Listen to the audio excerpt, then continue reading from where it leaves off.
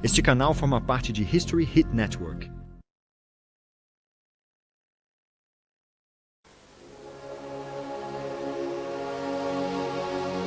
Gallipoli, donde el mar se tiñó de rojo con la sangre de hombres tan valientes que nos sentimos humildes cuando leemos sobre sus acciones. Donde los soldados caminaron hacia la muerte sobre los cuerpos de sus camaradas caídos.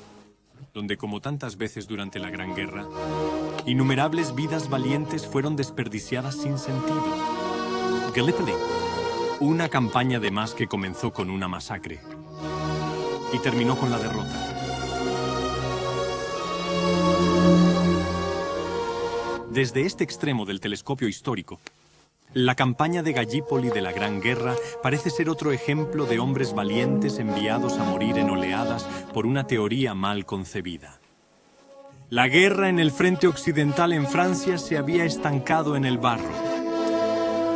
Al parecer, las ideas estratégicas y tácticas de los comandantes habían sufrido un destino similar.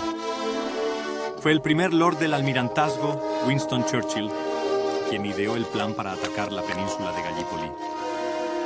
El plan general era dejar a Turquía fuera de la guerra. Alemania había atraído a Turquía a la guerra como su aliado. Ni esto había causado problemas para los aliados occidentales, para Gran Bretaña, Francia y Rusia. Turquía había amenazado el canal de Suez, había cerrado los Dardanelos, cortando a Rusia de sus puertos de aguas cálidas. Ori también amenazaba nuestros intereses petroleros alrededor de Basora y Abadán. Así que la idea era que si podíamos enviar una fuerza a través de los Dardanelos y amenazar Constantinopla, la capital turca, Turquía podría capitular. Eso a su vez podría abrir el camino para un avance aliado desde el sureste. La guerra en Francia había degenerado en un punto muerto de trincheras. Nada estaba sucediendo allí. Pero todavía había una situación en la que los occidentales, como Kitchener, veían a Francia como el teatro principal, Francia y Bélgica como el teatro principal en el que ganar la guerra. Los orientales como Churchill pensaban que un movimiento de flanqueo podría ayudar. El plan para abrir los Dardanelos, inicialmente solo a través del bombardeo naval, estaba cojo desde el principio. Condenado por la renuencia a comprometer hombres y equipo en las cantidades requeridas, ni ganando solo el apoyo a regañadientes de comandantes como Kitchener, que se negó a enviar las tropas prometidas una vez iniciada la campaña. El 19 de febrero de 1915, un bombardeo naval de los fuertes de los Dardanelos marcó el inicio de la campaña. La intención era silenciar los cañones de estos fuertes, luego acercarse y bombardear los emplazamientos de cañones tierra adentro para preparar el desembarco de las partidas de demolición. Incluso en esta fase inicial el plan salió mal. La trayectoria plana de los bombardeos navales no consiguió destruir ni la mayor parte de los fuertes ni a sus defensores. Los turcos se limitaron a esperar a que los cañones dejaran de disparar y luego salieron de incógnito y devolvieron el fuego. Para colmo de males, los turcos habían colocado minas en las aguas que rodeaban la península. Churchill estaba cada vez más furioso por la falta de progresos. Escribió: "Este trabajo tiene que hacerse, cualquiera que sea la pérdida de vidas y pequeñas embarcaciones. Y cuanto antes se haga, mejor". Churchill fue primer Lord del Almirantazgo desde 1911 hasta mayo de 1915. Era un oriental, creía que un ataque a los Dardanelos o un ataque a Turquía a través de los Dardanelos era una empresa que merecía la pena.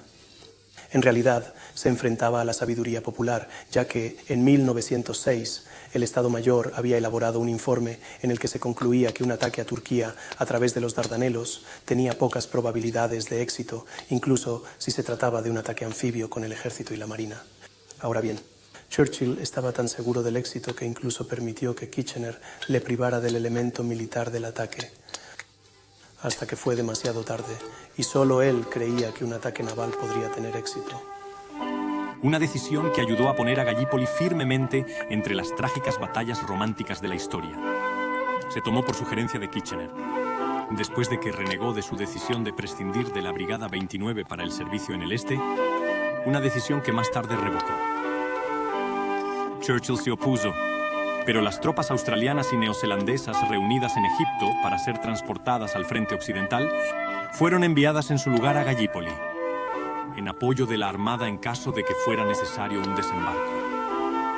Estas fuerzas combinadas, el Cuerpo de Ejército de Australia y Nueva Zelanda, llegaron a ser conocidas bajo el acrónimo ANZAC, que era también el nombre dado a la parte de la península donde lucharon las tropas. History Hit es una plataforma de streaming exclusiva para aficionados a la historia, con fantásticos documentales sobre personajes y momentos fascinantes de la historia de todo el mundo, desde la batalla de Trafalgar y la época revolucionaria hasta la Segunda Guerra Mundial.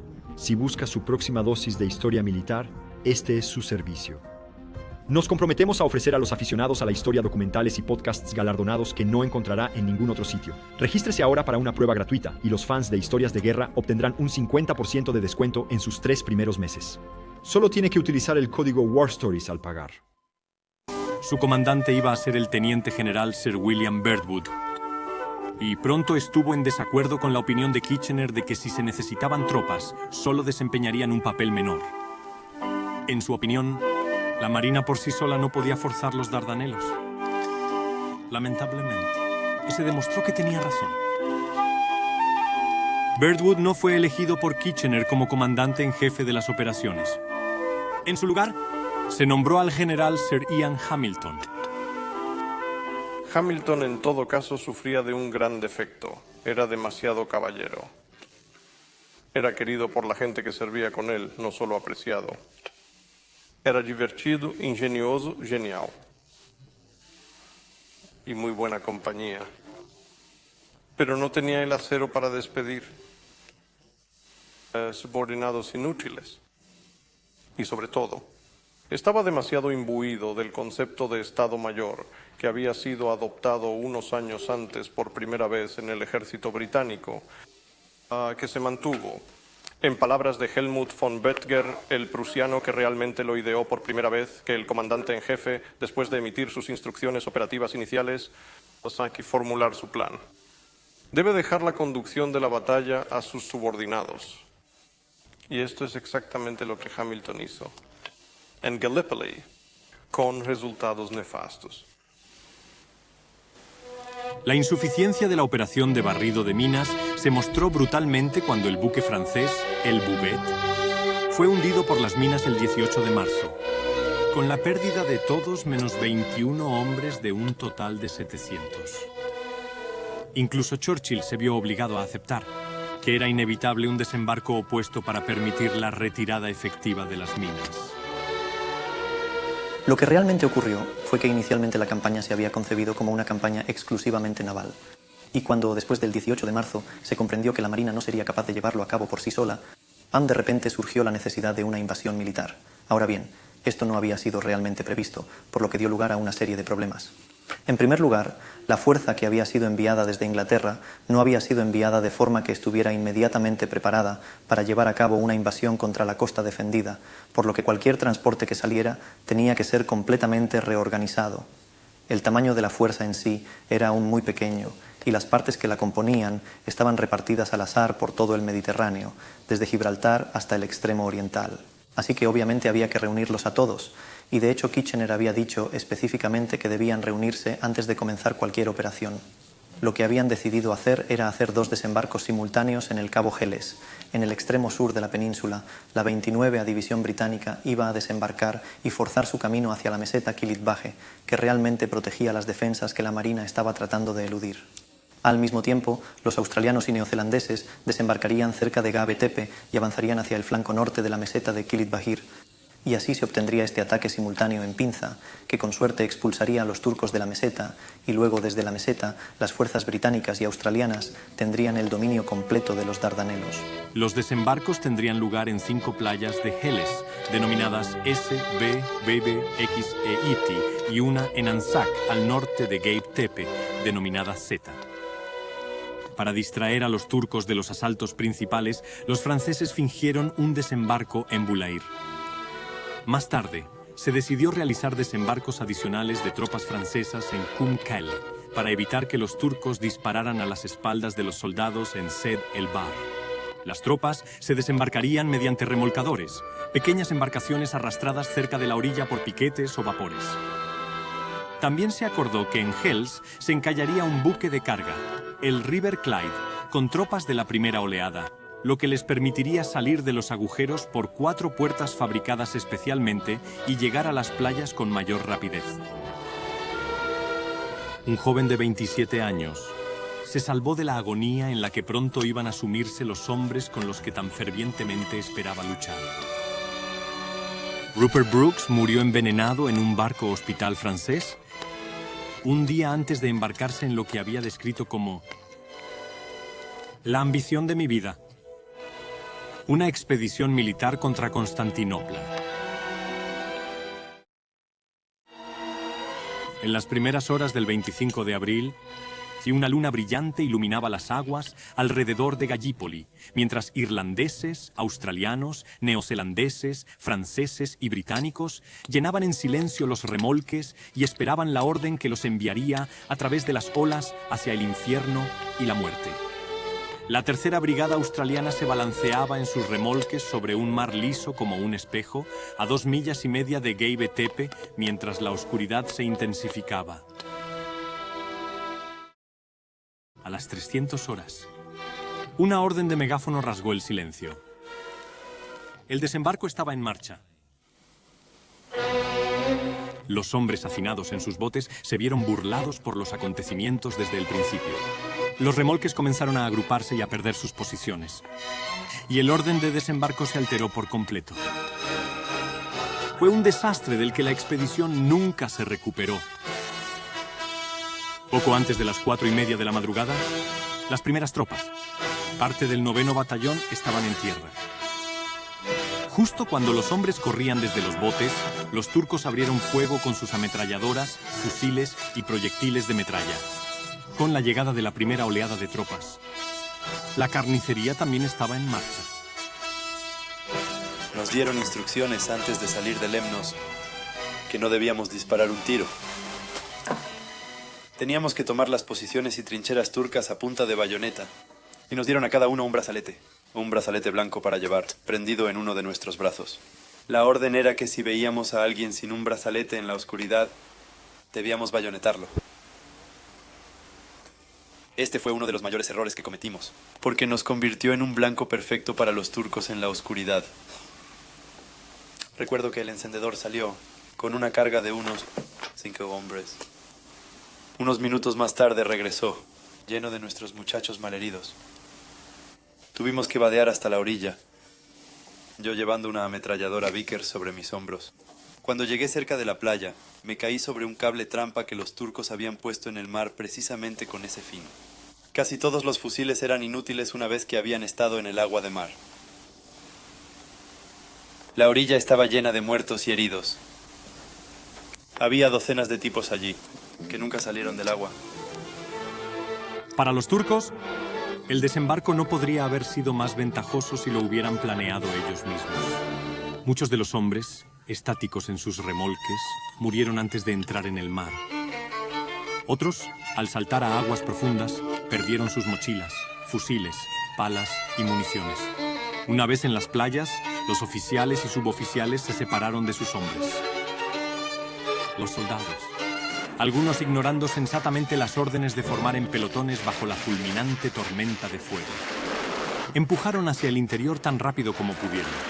Pero para entonces, la segunda oleada del ataque estaba desembarcando en formación correcta y aumentando la confusión. Sorprendentemente, a pesar de esto, las bajas no fueron tan graves como parecía al principio. Avanzamos, actuando como reserva de las tropas que estaban asaltando las trincheras turcas. Pero había sido, por supuesto, la luz del día. Estábamos expuestos a los cañones enemigos. Avanzamos penosamente más de 2,5 millas. Tras más de 1 milla de la cual se extendía por el fuego de metralla. Los proyectiles caían a nuestro alrededor, hombres cayendo en todas direcciones. Mientras sobre nuestras cabezas, los viejos acorazados respondían con proyectiles.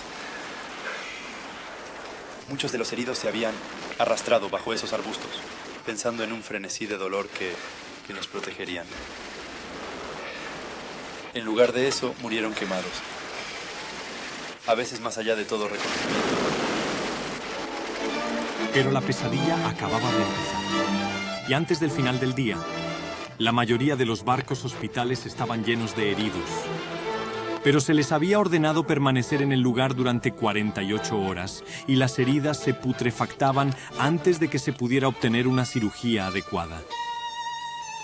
En un lugar llamado Fisherman's Hut, al norte de Anzac Cove, la segunda brigada australiana estaba siendo devastada por el fuego turco, obligando a las tropas a desembarcar más al sur en la ensenada de Anzac.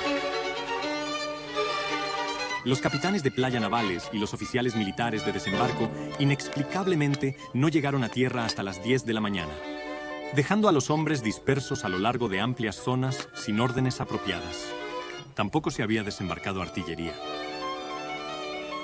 Indicativa del caos fue la batalla por la colina conocida como Baby 700. Cambió de manos 5 veces ese día, con tropas australianas y neozelandesas mezcladas por accidente, siendo finalmente recuperada por los turcos. Cuando el día estaba llegando a su fin, el desembarco de Anzac se había cobrado más de 2000 bajas aliadas. Los turcos también habían sufrido mucho y lucharon con valor y tenacidad. Su eficiencia tomó por sorpresa a los comandantes aliados. Los comandantes turcos estaban orgullosos de sus hombres. Uno de ellos fue Mustafa Kemal. Más tarde sería conocido como Atatürk, padre de los turcos. Mustafa Kemal era comandante de la 19ª División en Gallipoli. Era militar de carrera. Se graduó en la Escuela de Estado Mayor hacia 1905. Luchó en Libia durante la guerra con Italia. Y también luchó en la guerra de los Balcanes. Así que era un soldado bastante experimentado cuando llegó a Gallipoli. Se ha dicho que él era el hombre detrás de la determinación turca. Endureció la resistencia. E incluso Liman von Sanders, el comandante alemán. Después de la guerra, comentaron las cualidades de Mustafa Kemal como líder y como soldado combatiente. Evitó que los Anzac... El enemigo no logró avanzar en los desembarcos de abril y consiguió detener los desembarcos de la bahía de Suba en agosto de 1915. En Helles, donde el asalto inicial se lanzó sin un bombardeo naval preparatorio, las playas S e I fueron tomadas con éxito. Se contaron 63 bajas en la playa S y ninguna en la ID. Alrededor de las 6:00 horas, los remolques se acercaron a la playa Dobilú y cuando estaban a solo 50 metros de la orilla, los cañones turcos dispararon. Los hombres se lanzaron al agua, que era demasiado profunda, y se ahogaron bajo el peso de su equipo. El fuego de las ametralladoras masacró a los hombres de las lanchas y solo 2 de las 24 remolcadas llegaron a la orilla. Como a los soldados se les habían negado fundas para sus rifles. Estos se anegaron o se llenaron de arena. Inútiles para los desesperados hombres que habían sobrevivido a la despiadada lluvia de fuego, solo para quedar postrados e indefensos en la orilla. A las 7:30 horas, sin embargo, a la tenacidad de los hombres les había permitido establecer y mantener una línea de frente alrededor de la isla. En la playa B se estaba gestando una catástrofe. Aquí, los fusileros de Dublín, los fusileros de Munster, los fusileros de Lancashire y el regimiento de Hampshire debían formar un cuerpo de unos 2.800 hombres. A las 600 horas, los dublineses en puntas de pie y el vapor, el río Clyde, comenzaron su aproximación a la playa. Pero las corrientes frustraron el plan de desembarcar primero a los dublineses, y el River Clyde encalló de repente delante de ellos. 300 de los 700 hombres flotaron hacia la muerte en los remolques, mientras los turcos ametrallaban a los irlandeses. Sino por un pequeño banco que ofrece escasa cobertura a 10 metros de la orilla. La aniquilación habría sido absoluta. Los hombres del río Clyde contemplaban horrorizados el sangriento espectáculo que se estaba produciendo a pocos metros de ellos. Lo peor estaba por llegar. Los Munster recibieron la orden de desembarcar. murieron mientras bajaban por las pasarelas hacia la lluvia de balas. Una vez en el agua, habiendo dejado la cubierta de los pequeños barcos que los protegían, fueron implacablemente acribillados sin posibilidad de defenderse. Sin embargo, no se dio ninguna orden para detener el avance y poner fin a la carnicería. Como tantas veces en la Gran Guerra, la incapacidad de los comandantes para retirar a los hombres de posiciones insensatas e indefendibles resultó en un obsceno desperdicio de vidas. El mar se tiñó de rojo sangre y se llenó de cadáveres.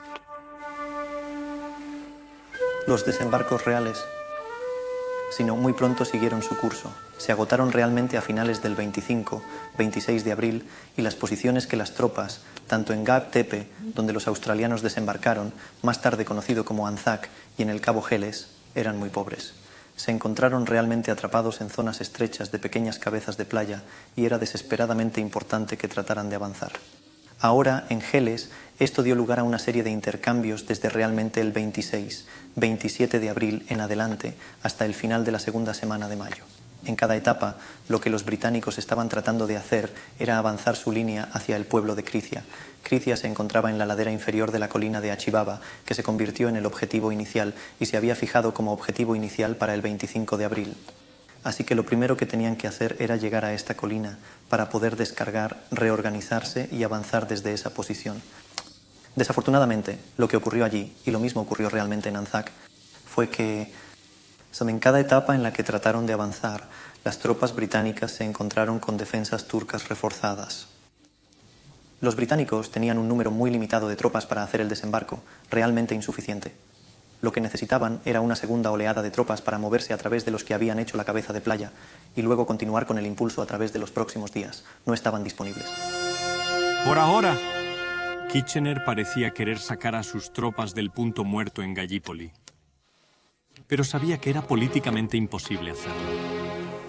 Mientras los políticos discutían, los soldados se atrincheraban y morían. En Anzac, los turcos fueron llevados lo más cerca posible de las líneas Anzac.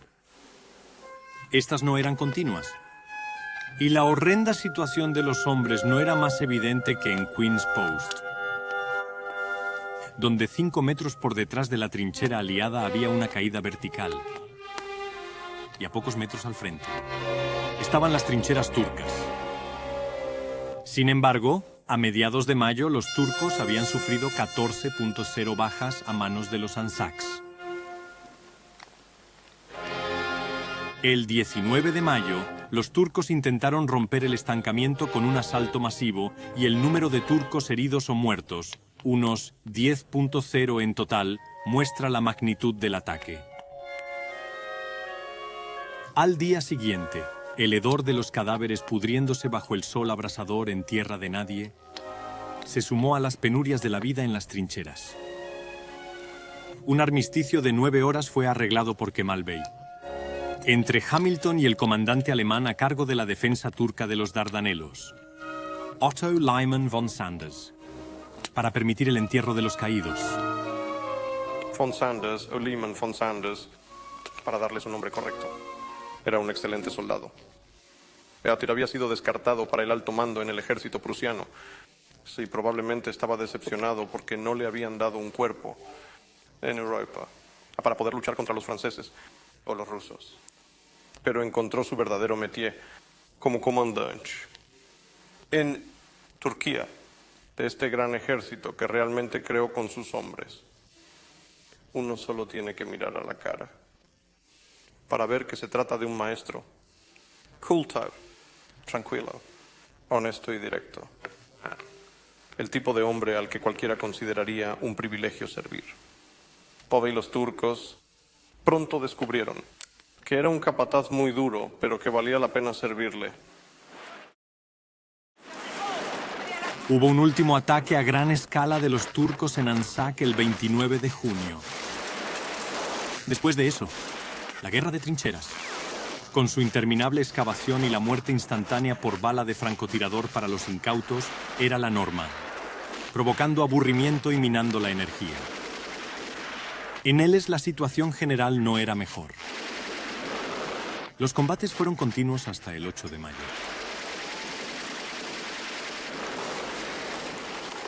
Llegamos a la primera línea, pero no había ni un turco en ella. Habían despejado para salvar sus vidas. El fuego de fusilería se hizo mucho menor, pero en su lugar había un horrible tornado de metralla que nos enfilaba y bombardeaba la orilla del mar, como hicieron sin piedad. Hicimos una especie de línea irregular en lugares de 3 o 4 de profundidad y echamos a los turcos de las 2 trincheras siguientes. No nos atrevimos a disparar, porque nuestros propios hombres delante de nosotros lanzaron el avance irregular. La propia naturaleza del terreno hacía imposible formar algo parecido a una línea y cargar, pero seguimos adelante. Hubo entonces un comienzo de fuego de fusilería de ambos lados. Nunca había imaginado que el fuego de fusilería pudiera producir un estruendo tan terrible y eterno. 3 asaltos a gran escala de los aliados ganaron muy poco terreno. Y al final del ataque del 12 de julio, se habían producido 12.500 bajas. 7.700 de ellos eran británicos. Escenas como aquellas en las que órdenes confusas enviaban a los hombres al ataque a través del terreno entre sus propias líneas entrelazadas, donde fueron asesinados sin ningún propósito, continuaron atormentando la campaña. El asalto para tomar a Chibaba se prolongó durante 3 días y causó 6.500 bajas aliadas solo por un avance en la línea de trincheras de 600 yardas. El fracaso del Estado Mayor británico para anticipar el alcance de la resistencia turca es, creo, una de las principales acusaciones de la forma en que se llevó a cabo la campaña. Fue un fracaso total, tanto por parte de Hamilton como de los miembros de su Estado Mayor, no darse cuenta de que los turcos resistirían y lucharían. Había razones para ello. En los años anteriores, en las guerras de los Balcanes, en el norte de África, los turcos habían tenido muy malos resultados. Habían sido derrotados, de hecho desbordados, casi se podría decir, en los Balcanes. Y cuando el general Liman von Sanders fue enviado a hacerse cargo de la misión militar en 1912, realmente necesitaban una reorganización completa, por lo que su ejército no estaba en buen estado, y esta fue fundamentalmente la razón por la que los británicos no previeron lo buenos que serían. La primera parte de la Primera Guerra Mundial en sí habían actuado moderadamente, pero en Mesopotamia los británicos los habían hecho retroceder, y fue realmente solo cuando comenzaron los planes para un desembarco que los turcos comenzaron a mostrar más temple en Mesopotamia, por lo que existía esta creencia subyacente de que los turcos no se mantendrían y lucharían en las playas. Pero de hecho lo hicieron, y creo que la razón principal por la que lo hicieron es que estaban defendiendo su patria, y era tremendamente importante para ellos que se mantuvieran en su propio terreno y lucharan contra cualquiera que intentara invadirlos y venir contra ellos. Y el paralelismo más claro que se puede encontrar en esto es la reacción de los británicos en 1940 en la batalla de Inglaterra. Si piensas en los famosos discursos de Churchill sobre luchar contra ellos en las playas, todo lo que dijo que deberíamos hacer en 1940, los turcos lo hicieron en 1915 contra las tropas británicas. Las penurias causadas a los hombres que estaban sacrificando sus vidas, a menudo sin una buena razón, y se intensificó por la escandalosa falta de planificación de sus oficiales superiores. Durante estos últimos días, nuestras pérdidas han sido muy fuertes, y muchos de nuestros hombres han enfermado de disentería y fiebre entérica. El olor de los cuerpos se está volviendo intolerable. Cuando un hombre muere en las trincheras, todo lo que podemos hacer es arrojarlo a lo alto del parapeto y dejarlo hasta que tengamos tiempo de enterrarlo. Nuestros números se han reducido tanto que no hay suficientes hombres aptos para las reservas, con el resultado de que hemos tenido que hacer nuestras 24 horas en la línea de fuego, 8 horas en los soportes y 16 horas pico y pala. Eso hace que solo duerman 8 horas de 48, y el estado de los hombres después de 15 días así es de imaginar. A muchos de ellos se rompieron completamente y tuvieron que ser despedidos. Si no nos relevan pronto, apenas quedará un hombre para mantener el puesto, porque ninguno de nosotros está en condiciones de mantenerse en pie. Las condiciones para los hombres eran terribles, y con la base principal a más de 800 millas de distancia, en Alejandría. La provisión de suministros era un gran problema nunca resuelto satisfactoriamente. No había tiendas ni almacenes, y todos los suministros de los barcos se entregaban bajo fuego constante. Se utilizaron mulas para transportar las provisiones al frente, y el cuerpo de mulas de Sion tuvo la poco envidiable tarea de caminar por los mismos senderos que eran bien conocidos por los francotiradores turcos. Las raciones eran robadas en cada etapa, y los hombres de primera línea tenían una dieta básica de carne en conserva, té y galletas militares. Las condiciones para las tropas en la península eran terribles. Para empezar, hacía un calor tremendo. Había moscas por todas partes y las moscas se alimentaban de los cadáveres. Los cadáveres, debido a la naturaleza de los combates, a la naturaleza del terreno, era muy difícil recuperar los cuerpos que estaban muertos y tirados en tierra de nadie. Las moscas se alimentaban de los cadáveres y contaminaban la comida de los hombres. Los hombres, a su vez, contrajeron disentería.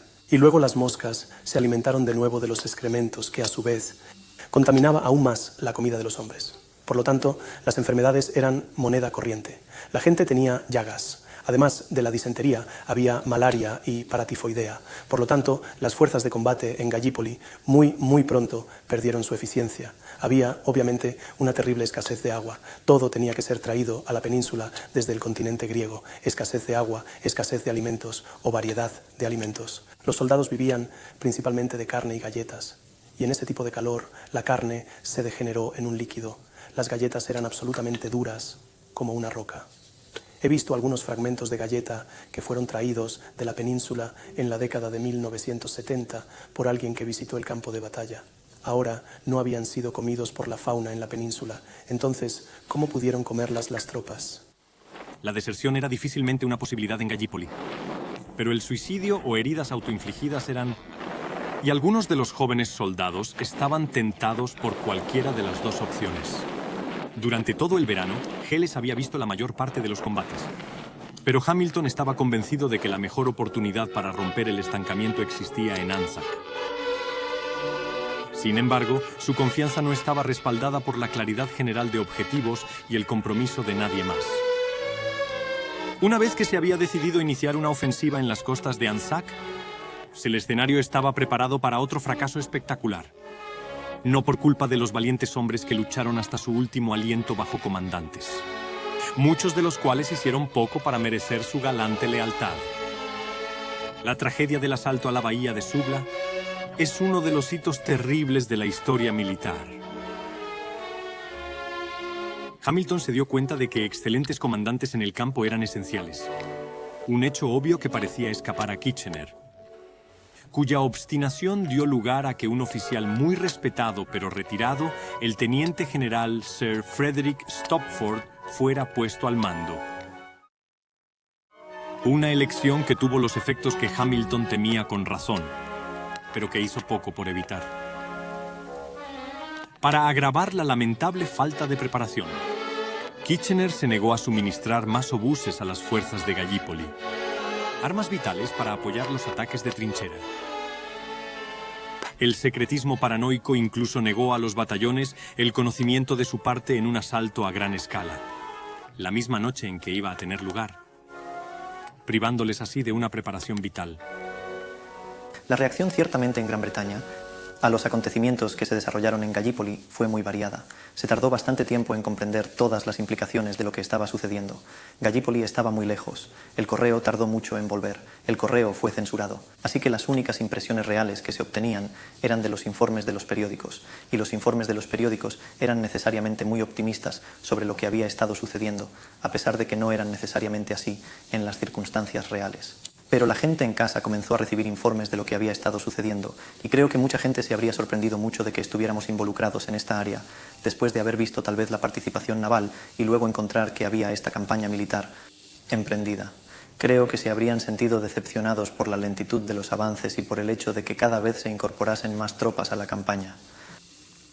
Obviamente, la gente se preocuparía cada vez más de que esto se convirtiera en un punto peligroso dentro de la guerra, pero sin embargo, algunas de las tropas que salieron a luchar en agosto habían leído los informes de prensa, los despachos de Sir Ian Hamilton, los despachos de Ellis Ashmead Bartlett, el principal corresponsal de la prensa británica, en los que se describían los desembarcos de abril y las batallas posteriores, y aún así se las arreglaron para mantener un aura de romanticismo, de modo que al menos algunas de las tropas que salían, parte del nuevo ejército de Kitchener, a la batalla por primera vez, no estaban tan temerosas quizás como lo estuvieron posteriormente, a medida que las condiciones de vida se fueron conociendo mejor en este país. A medida que eso se hizo más conocido y la derrota de agosto, creo que la gente en este país se volvió más temerosa, ciertamente, como destino para sus maridos, hijos, hermanos. El 6 de agosto de 1915 comenzó el asalto a Helles, a ambos lados del Nulla Critian. Su objetivo era de distracción, para evitar que las tropas turcas fueran llevadas a reforzar las defensas de Anzac. Fracasó. Llegamos al puesto de avanzada al que nos habían dirigido, perdiendo 3 o 4 hombres en el camino. Estábamos heridos y nos sentíamos bastante cansados, además de 80 libras de equipo. También teníamos que llevar cajas de munición. Otro regimiento estaba haciendo su camino por el valle. Y nos encontramos en este punto, todos tratando de salir del camino de la metralla. Y al mismo tiempo, se produjo una mezcla indescriptible. Los turcos estaban haciendo el fuego aún más caliente, y no sé cómo me escapé de ser alcanzado. Los hombres caían a mi alrededor, y los irlandeses se volvieron locos de excitación. ¿Cómo nos libramos finalmente de la melee? No lo sé. Pero lo logramos de alguna manera. Estábamos casi en la línea de fuego, y la vista que se presentó es una que nunca olvidaré.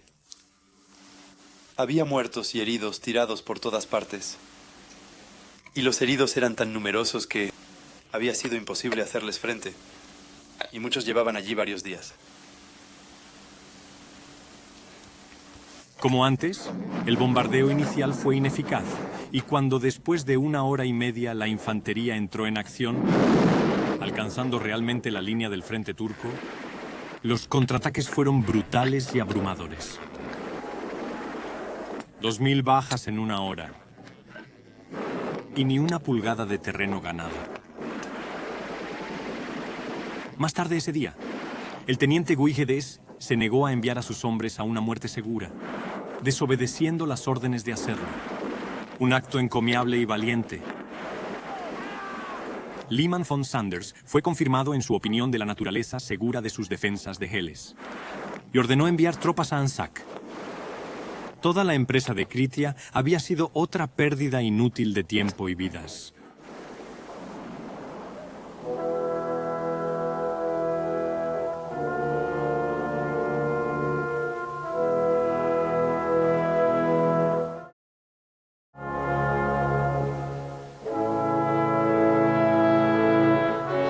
Más al norte, en Lone Pine, se había ordenado otra distracción.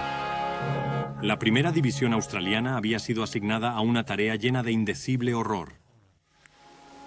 Las trincheras turcas fueron reforzadas con techos de troncos pesados, y las trincheras australianas estaban a menos de 30 metros de ellas.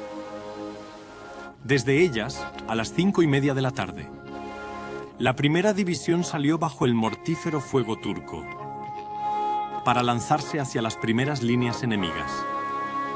Durante 2 días, los dos bandos se masacraron mutuamente con balas y bayonetas, en las trincheras y túneles.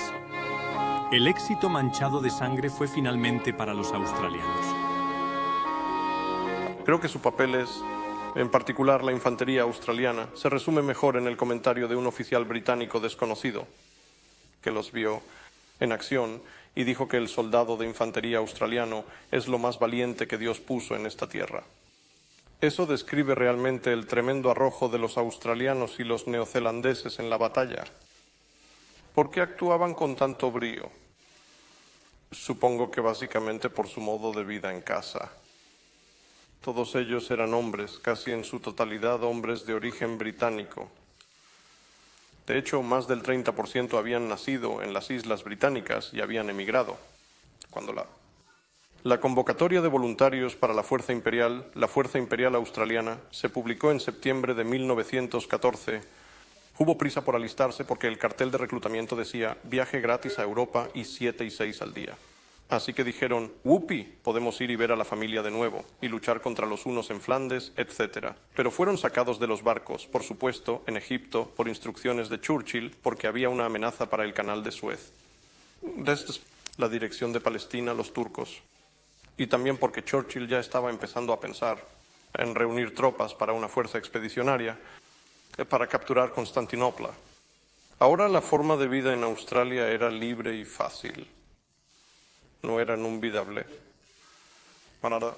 Como los voluntarios británicos que acudieron lealmente a alistarse en otoño de 1914. El australiano estaba acostumbrado, y el neozelandés también, a vivir la vida independiente, no en manada. así que era bastante difícil ponerlos bajo un mando colectivo, por así decirlo.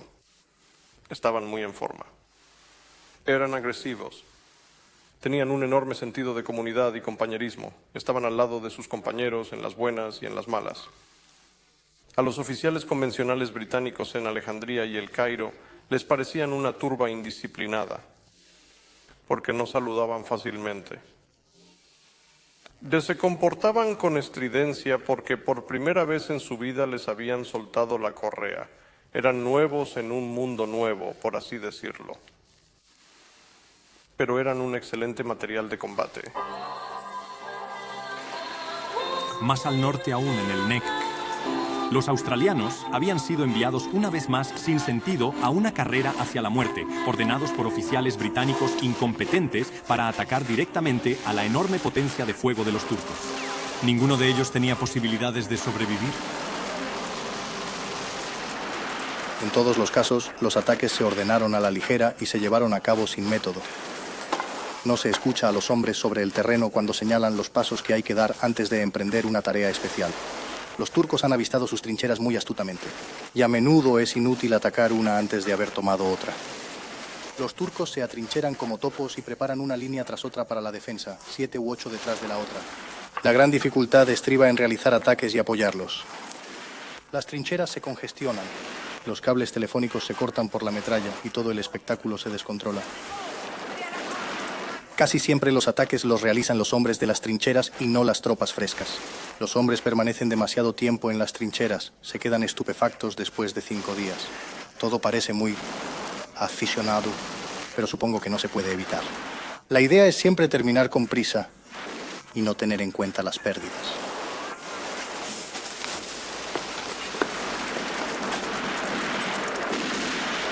Por todas partes, las tropas atacantes se encontraron con el fuego feroz de los turcos, y a finales del 7 de agosto, estaba claro que el objetivo fijado, la captura de la cresta de Sari Bair, no se había alcanzado. A finales del 8 de agosto, Mustafa Kemal estaba a cargo de las defensas turcas en Anzac y había planeado su primer contraataque para las 4:30 horas de la mañana siguiente. Aunque su ataque no logró desalojar a las tropas aliadas, la creciente fuerza de sus defensores hizo que las tropas de Lanzac obtuvieran escasos éxitos a lo largo de toda la operación. El 10, una segunda vasta contraofensiva turca barrió a los leales North Lancashires y Wiltshires y siguió una masacre. La vieja historia se había repetido. Falta de comida y agua. Batallones dispersos y revueltos, sin mando efectivo. Los desembarcos simultáneos en la bahía de Suvla se encontraron con una resistencia igualmente despiadada y con los mismos terribles efectos. También, en este caso, se cometieron errores idénticos a los anteriores, ya que los barcos se desviaron de su posición, los informes de campo no se materializaron, los bombardeos fueron ineficaces y solo advirtieron a los turcos de un ataque inminente. ¿Y Hamilton no tomó un control decisivo de la situación? Los resultados tuvieron una terrible inevitabilidad. El 10º irlandés, el 11ª y la 13ª, fueron salvajemente entusiastas, encendidos por el patriotismo, pero terriblemente inexpertos para el tipo de guerra en la que ahora se sumergen. Habían estado entrenando durante 6 meses para ir a Francia a la guerra de trincheras. Fueron lanzados a tierra, inicialmente por la noche, en una costa extraña, sin mapas, sin brújulas prismáticas, dirigidos por oficiales jóvenes y valientes, que no tenían más experiencia militar que los cuerpos de formación de oficiales de sus escuelas de gramática y escuelas públicas, pan y bajo generales que no estaban a la altura, y que nunca habían comandado nada excepto regulares británicos y tropas indias, y no tenían la menor idea qué esperar y qué pedir de las tropas ciudadanas. No tenían agua, no tenían más agua que la que había en sus botellas, no tenían más munición que la que llevaban encima, no tenían suministros médicos, no había ambulancias.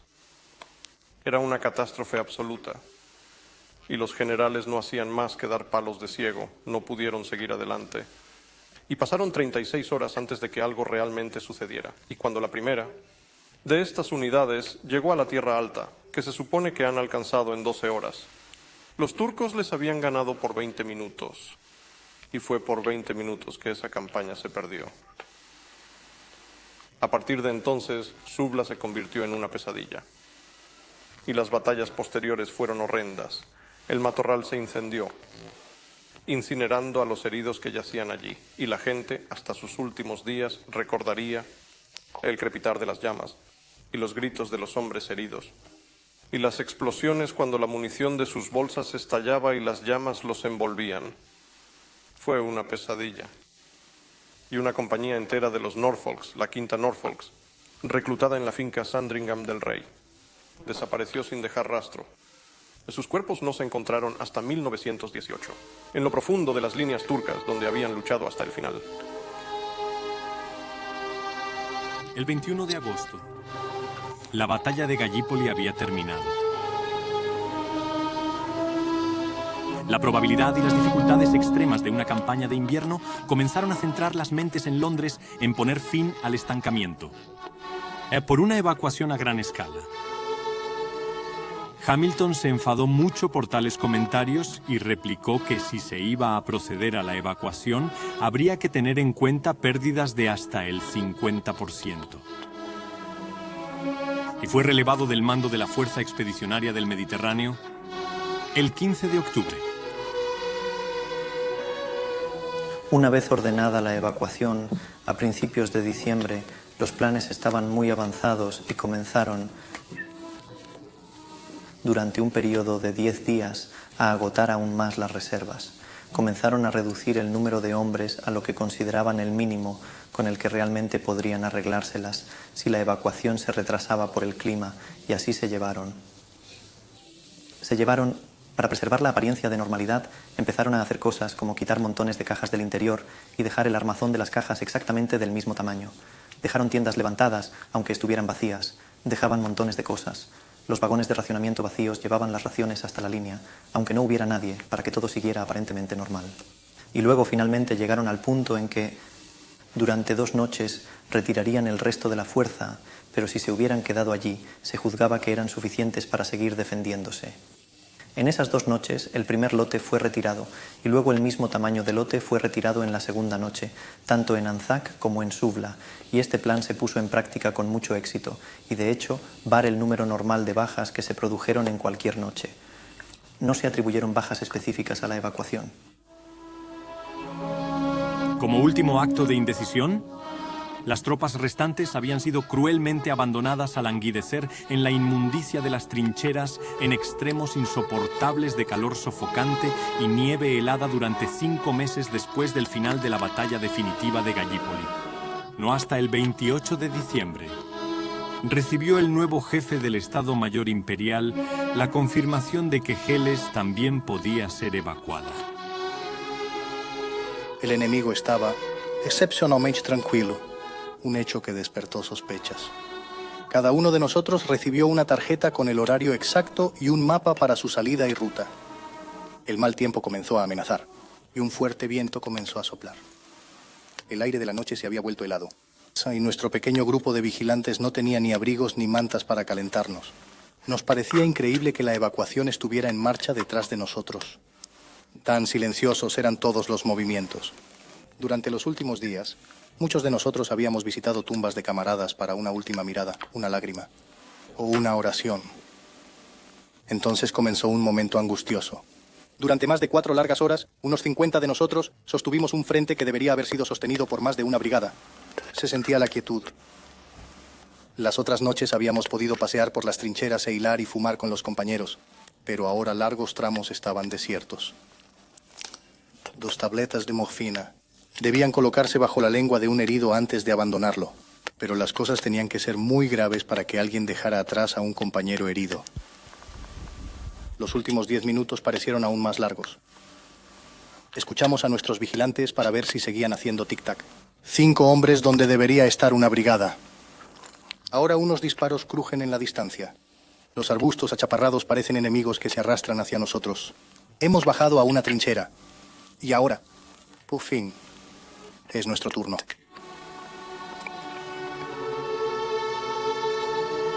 Esta operación se llevó a cabo sin pérdida de vidas. Y el 8 de enero de 1916, todas las tropas aliadas, con sacos de arena alrededor de sus pies para amortiguar el sonido, habían abandonado la península.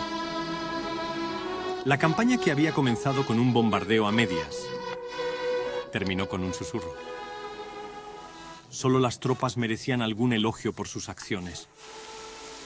Pero el precio que habían pagado fue obscenamente alto.